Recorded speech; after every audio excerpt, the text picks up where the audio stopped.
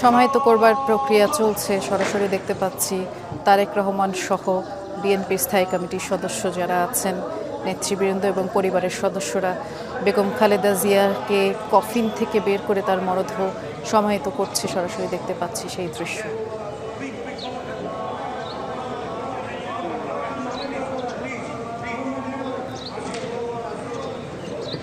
মরদেহ কবরে নামানোর যে প্রক্রিয়া সেটি এখন এই মুহূর্তে চলছে এবং মাত্রই কফিন থেকে বের করে বেগম খালেদা জিয়ার মরদেহ কবরে চিরদিনের জন্য সমাহিত করা হলো। লাল সবুজের পতাকা দিয়ে ঢেকে রাখার যে কার্যক্রম সেটি চলছে এখন।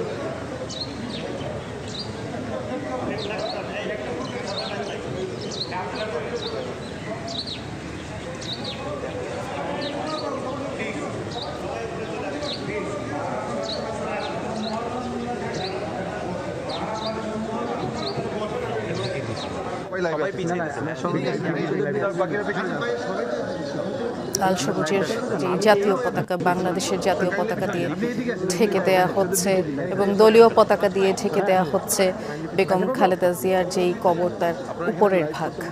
আমরা সরাসরি দেখতে পাচ্ছি এখানে আছেন বেগম খালেদা জিয়ার পুত্র, বিএনপির ভারপ্রাপ্ত chairman Tarique Rahman. Doctor A Z Zahid হোসেনকে দেখলাম, যিনি দীর্ঘদিনের সহযাত্রী বেগম খালেদা জিয়ার এবং লম্বা সময় তার চিকিৎসার সাথে ওতপ্রোতভাবে জড়িত ছিলেন।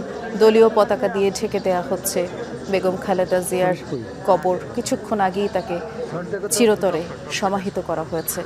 তার আগে সামরিক সদস্যরা বেগম খালেদা জিয়ার মরদেহ বহনকারী যেই কফিনটি, সেই কফিনটি তারা সসম্মানে বহন করে রাষ্ট্রীয় মর্যাদায় জিয়া উদ্যানে জিয়াউর রহমানের কবরের পাশে এসে এখানে কফিন রাখেন, স্যালুট দেন। সমাহিত করা হলো মাত্রই বেগম খালেদা জিয়াকে। এই দাফন কাজ সম্পাদন করবার পর 1 মিনিট নীরবতা পালন করা হবে। সরাসরি দেখছি আমরা সেই দাফন প্রক্রিয়া।